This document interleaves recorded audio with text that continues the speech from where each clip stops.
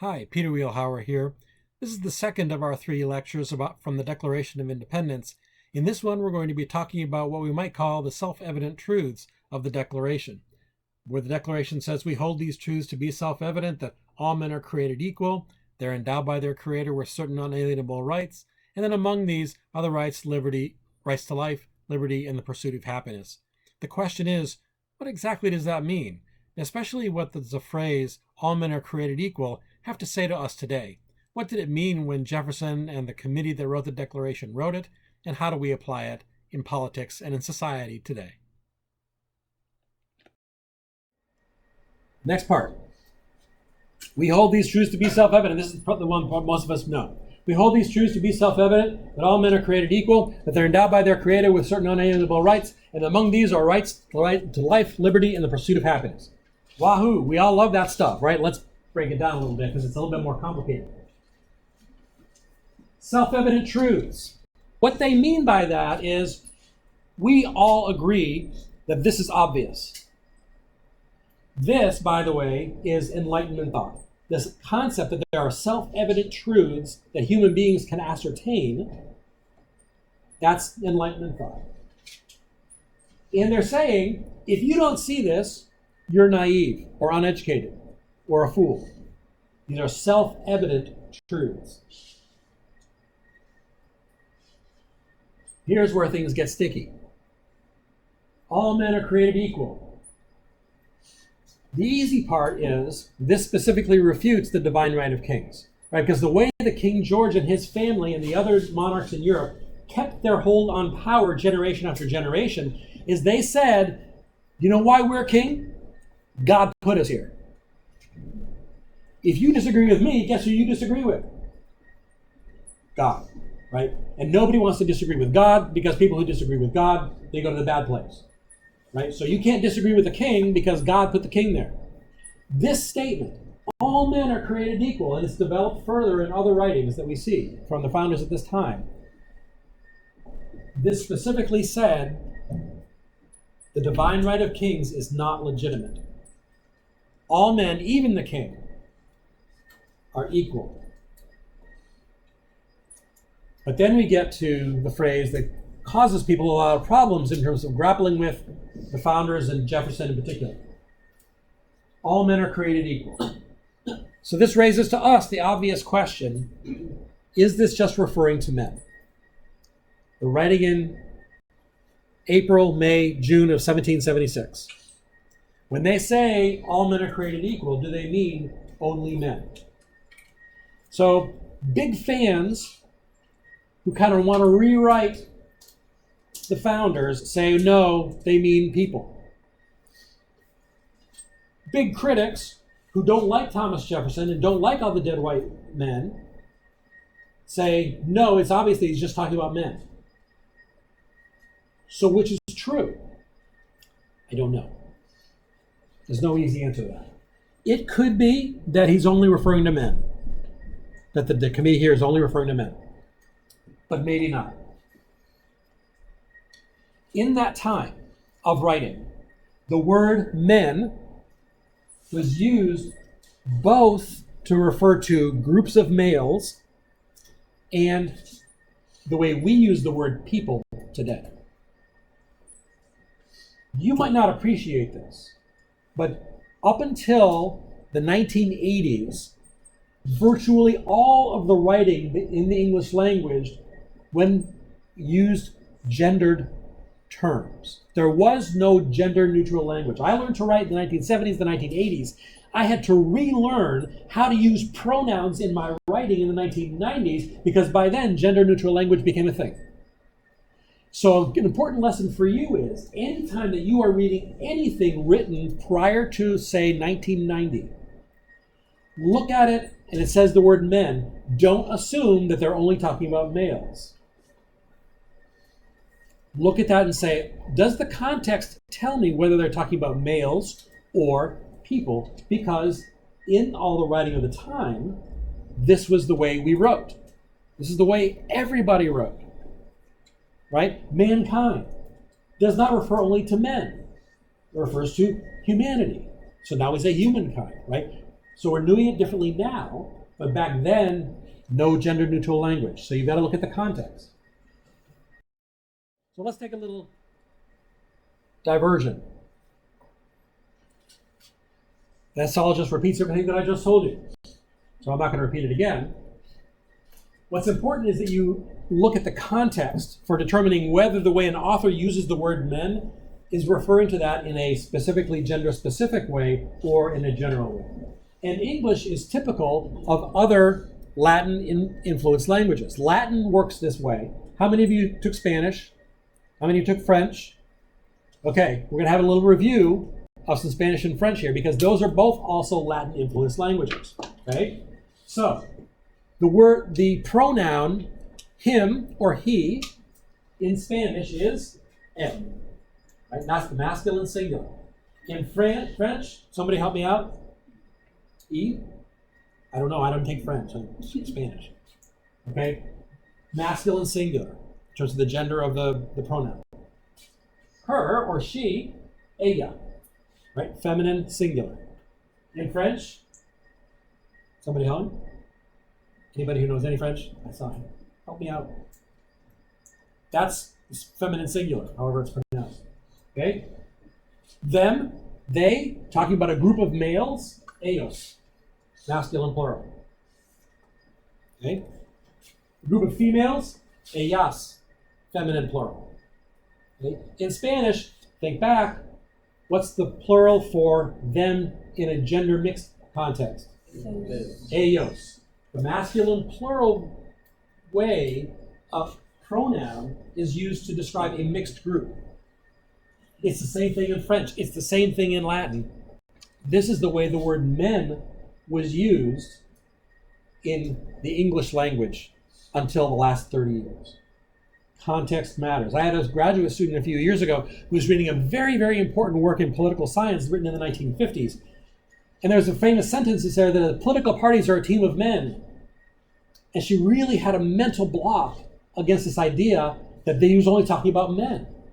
But this was written in the 1950s when anybody writing about politics or society and used the pronoun men, or noun men, the plural noun men, was referring to people, unless the context tells you it's about males. So you look at the context to determine whether or not the word is referring to males or to men. So, to wrap this up,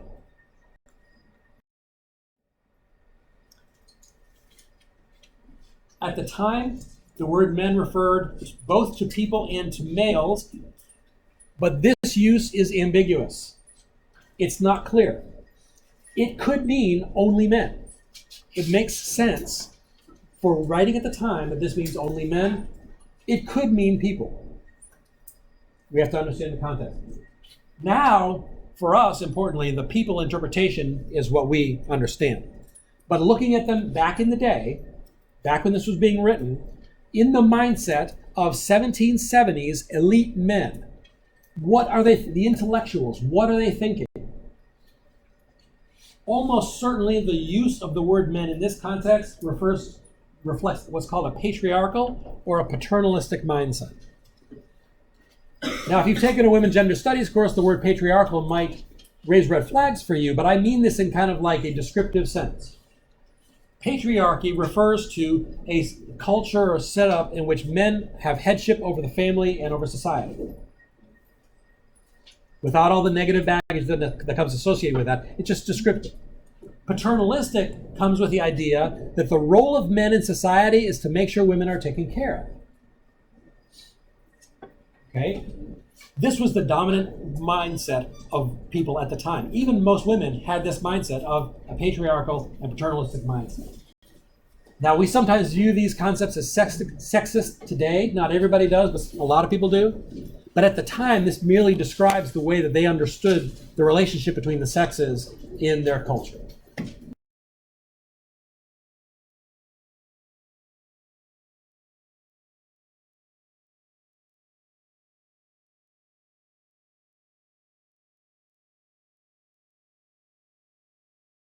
So then this raises then the second phrase. The second problem with the phrase is we know the political and the economic environment. We know that slavery is the institution at the time. We know that it's legal at the time.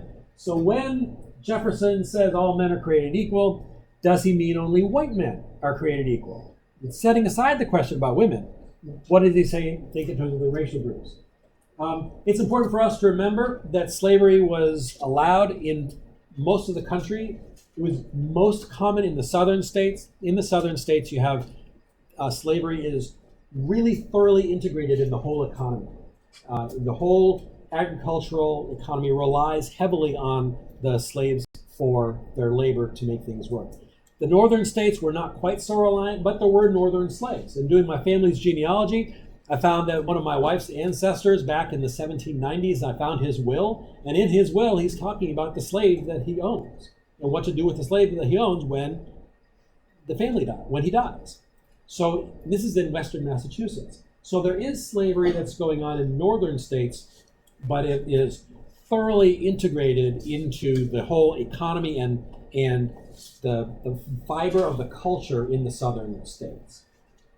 So then this question is an important one. And you're probably not going to be surprised at my answer as to whether this is referring only to white men. And my brief answer is, it's complicated. People who claim to have a cut and dry answer on this, who know for sure it's one way or the other, are probably discounting or ignoring the evidence on the other side. So I'm going to give you the evidence on both sides and just say it's hard to know. Okay? All right. We know Thomas Jefferson and several of the other founders owned slaves. There's no doubt about this. We know that they were landowners. We know that involves, in the South, and especially, it involves slavery. We know that Thomas Jefferson had intimate relations with a slave and had children by the slave. And so we know that there's all kinds of stuff that's going on here. So the question is, how could somebody who actually owns slaves at this time, how could they write all men are created equal and not exclude their own slaves? How can that be? Well, when I was in graduate school, we read a lot of Thomas Jefferson. And one of the huge treasure troves of information we have about politics and life in the 1700s is that Thomas Jefferson kept a copy of every single thing he wrote. So we have letters, we have documents, we have books, we have speeches, all kinds of stuff. And in reading Thomas Jefferson, we can see that he clearly struggled a lot with what to do about slavery. His basic belief was that slavery was wrong, but he was kind of stuck in this culture and in this situation where he was a slave owner and slavery was part of the culture. He struggled with the impact of slavery, not just on the slaves, but on the slave owners. He thought that being a slave owner made him a worse person. And he wrote specifically about what would the children of slave owners, who themselves would become slave owners, what is going to happen to their hearts, what's going to happen to their spirits as a result of holding other human beings as property. He didn't know what to do about it. He said that owning slaves, but not wanting to own slaves, he used the metaphor of holding a wolf by its ears. You know this is a really bad situation, and you really want to be away from that situation, but you don't know what's going to happen if you let go of the ears. The wolf could run away or the wolf could attack you. He used that metaphor because he just didn't know what the social consequences would be. So he really struggled with it. He theorized in his writings that people of African descent had equal intellectual capabilities as people of European descent. This is in a context in which there's a lot of white supremacist thinking. He's really on the cutting edge saying, black people could be intellectually equal to us. That's possible. He said, but we don't know. We don't let them read. We don't let them get educated. So we don't know what they could do if they could read and if they were educated. So we don't know.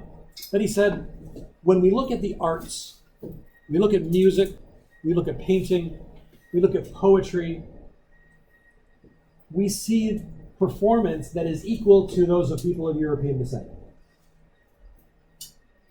If that's true in the arts,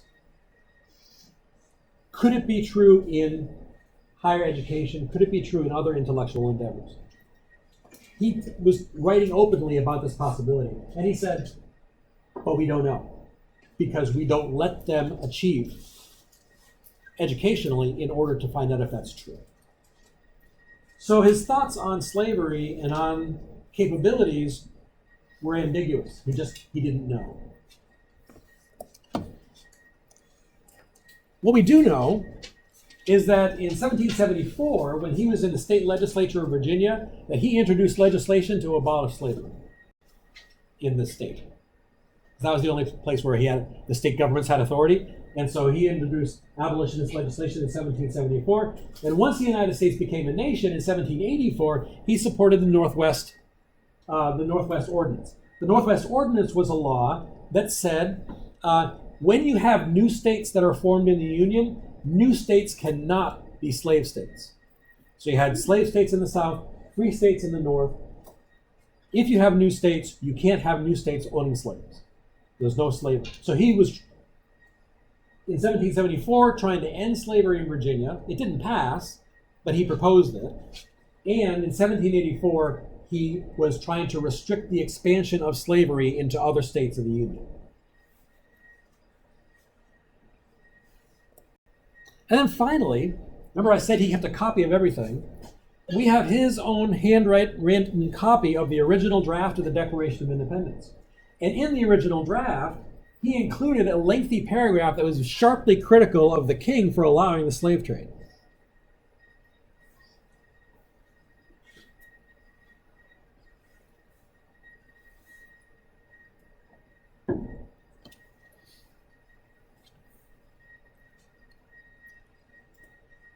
But like any political document, that paragraph doesn't show up in the final version. The committee said, if we put this in here, the Southern delegates to Congress will not sign it. We will not have a unanimous declaration. This has to go. So Jefferson had it in his original draft. It got taken out in committee.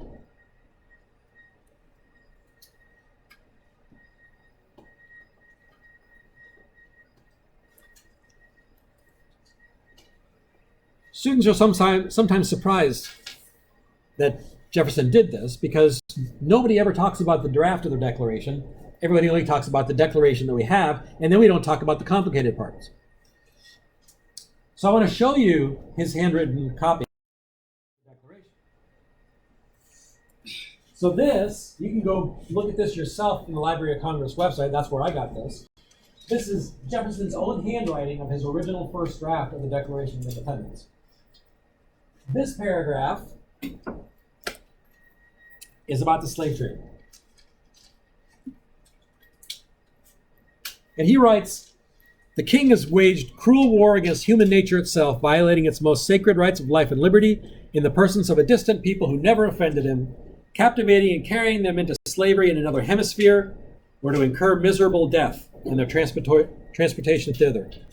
This piratical warfare, the opprobrium of infidel powers, is the warfare of the Christian king of Great Britain, determined to keep open a market where men should be bought and sold.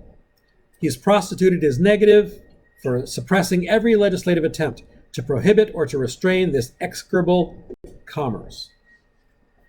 A couple of things to point out about this. First of all, he's clearly talking about slavery. He's clearly indicting the king for it. This is among the set of complaints about how the king is violating the higher law. There's this whole list of complaints, and this is one of them. He knows the difference between the infidels and the Christians. I just copied this underlining here and this capitalism here, capitalizing here. Here, he's got infidel himself underlined. He's got Christian underlined. He's got men all in caps. He's emphasizing these words. So he's emphasizing the fact that the opprobrium means this is something that is despicable or disreputable among the infidel powers, among the non-Christians, among the slave sellers in Africa. It's the warfare of a Christian king, and in this mindset, they don't have quotation marks really, but very much in this time period. Think about this as being air quotes. right? This Christian king, right? He's saying this guy calls himself a Christian, but he's not really being very Christian, is he? Right? So he's determined to keep open a market where men, here we know he's using men in the gender inclusive sense, because we know that men, women, and children are all being sold. So he's not just talking about men being sold. This is clearly referring to people being sold, right? And then he says, people in England have been trying to do away with this, trying to pass legislation to do away with slavery. He calls it execrable commerce. If you don't know what execrable means, it's kind of like related to the word excrement, right? That's kind of a nice way of saying what kind of commerce this is. He's saying he intentionally uses the veto to shut down legislation to stop the slave trade. These are really strong words against the slave trade by Jefferson in the original draft, but the paragraph goes away in order to get it passed through Congress. So when I say it's complicated, it is complicated because the same person who wrote this currently owns slaves. Jefferson was a complicated person. Anybody who says it's either one way or the other isn't giving fair coverage to the other side of the debate. It's complicated. Questions? Yes? He felt so strongly about it. Like, what did he? Because he said that he was like afraid to like let the books, like what did he really think they were going to do? It was common in that era to be afraid of a revolution, kind of a second revolution of, this is the beginning of the first revolution. He was concerned about basically a rebellion of the slaves against the slaveholders. So he both wanted to free the slaves, but was afraid that if he freed the slaves, that he and his friends would lose everything. That's a difficult position. He was conflicted. He kind of punted, and he freed his slaves after he died. In his will, he freed his slaves. He took kind of the easy way out for him. Yeah. Say it again. Was Jefferson nice to his slaves? The accounts that I've read suggest that he treated his slaves better than other slaveholders by comparison. I mean, in the context of a terrible institution, think of that in a way. It's hard to evaluate. I mean, it's not hard to evaluate better treatment of a person, of a human being, and worse treatment of a human being, but then in the context of slavery, it's difficult to say. My understanding of comparing it with other slave plantation records that we have at the time, that his treatment of his slaves were better than the treatment of other slave owners in the context of owning other human beings. It's complicated.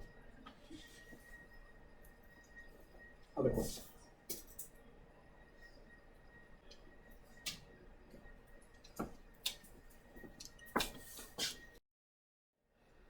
All right. Next, self-evident truth. We hold these truths to be self-evident that all men are created equal. They're endowed by their Creator with certain unalienable rights. This phrase, endowed by their Creator, this is clearly a link to the Judeo-Christian concept of the relationship between God and humanity. So the use of the capital C here for Creator is very clearly a reference to the creation account that's found in the Old Testament book of Genesis, in which God creates human beings, male and female, in his image. And so God creates them.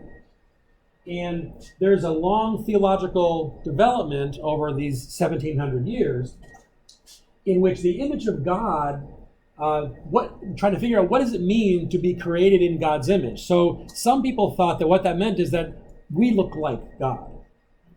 But that kind of misses the point of that this is not necessarily about a physical imagery, right? It's about the character of God being imbued in each person. And so it's the idea that human dignity, your very dignity as a human being, exists because you are created in God's image. That God himself is full of dignity, and because you're a human being created by God, you also have dignity. That your ability to reason, God is a reasonable, rational being, and because God is reasonable and rational, his created beings in his image are also reasonable and rational. Your ability to use logic, because God is a God of logic, you can be logical because God is logical.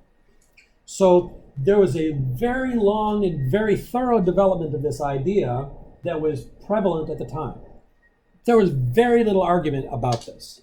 Some of the intellectuals argued about it, but among the masses, this is what virtually everybody in the West believed. And it all emerged from this concept of imago Dei.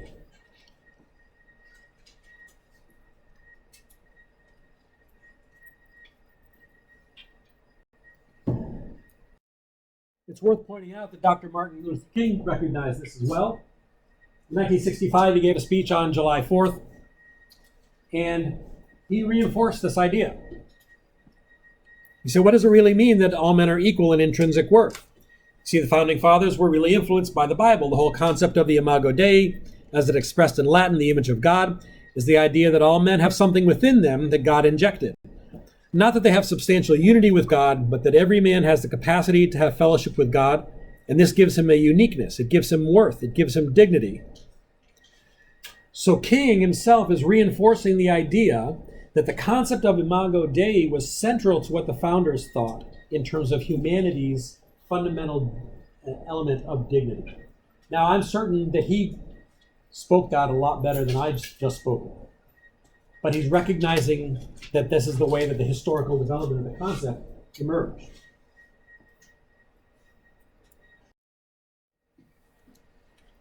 At the same time, we have the Christian concept of imago Dei.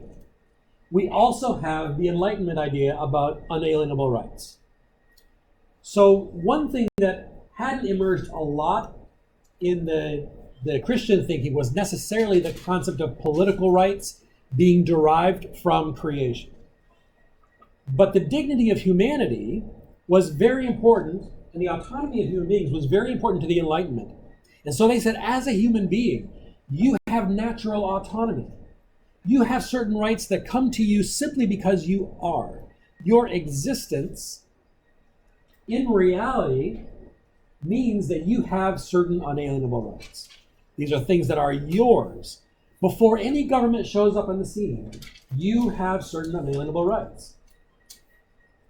And so one of the things that I said the other day is that in this document we have intertwined both the Judeo-Christian concepts that underline concepts of humanity and the Enlightenment concepts. And they're all intertwined with each other, and they kind of came together in both the divine law concepts and the natural law concepts. So they're both involved here.